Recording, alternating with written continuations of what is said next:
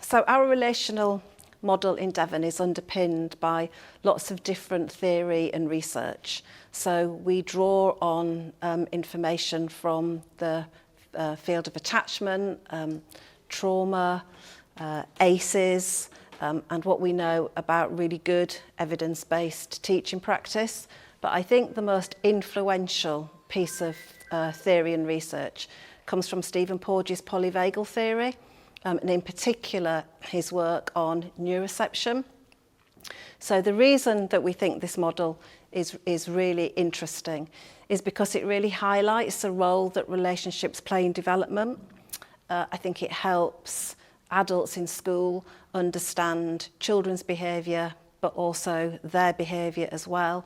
And most importantly, I think it helps us to understand how we need to be to support children with their development and how to be regulated and how to learn how to feel safe. So I think one of the first really important pieces of learning from neuroception is that our most important need is for safety, that we're subconsciously always trying to work out whether we are safe or not, and that we look out for specific safety cues.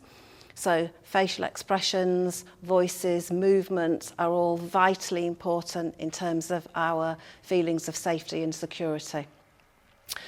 I think the next bit of learning is that when we don't feel safe, we are triggered onto defence pathways, and we don't have a choice in that. So this all happens subconsciously. If there aren't safety cues there, we will start to dysregulate. We will feel physically different, and that isn't a choice.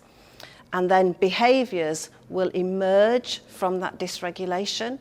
So for some of our adults in school, that is a really big learning point, because often models of behaviour management are underpinned by this belief that children are choosing how to behave, and therefore you can change their choices by the threat of a punishment or the hope of a reward. But if we're not choosing how we behave, then we can start to understand why some of those more behaviourist principles might not work.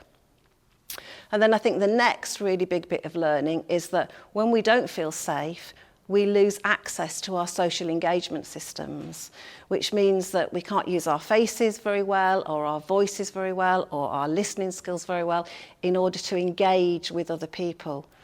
But actually, it's that social engagement that is really important in development.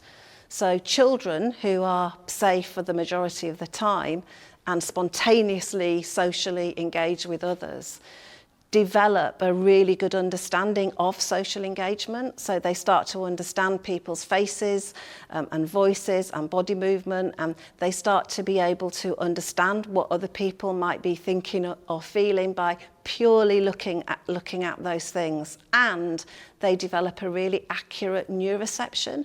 So they're very accurately able to detect whether they're safe or not. But our children who haven't felt very safe in life have missed out of those social engagement opportunities.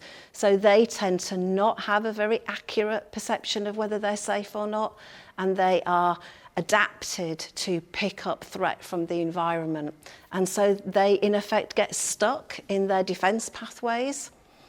So I think one of the reasons that it is so helpful to look at Porges' work is because that very easily kind of underpins a model of how we need to be with children in school. You know, we have to give them enough safety to be able to stay regulated, not go onto their defence pathways, and socially engage, so that they can learn how to feel safe and develop their capacity to regulate and to learn how to connect with each other.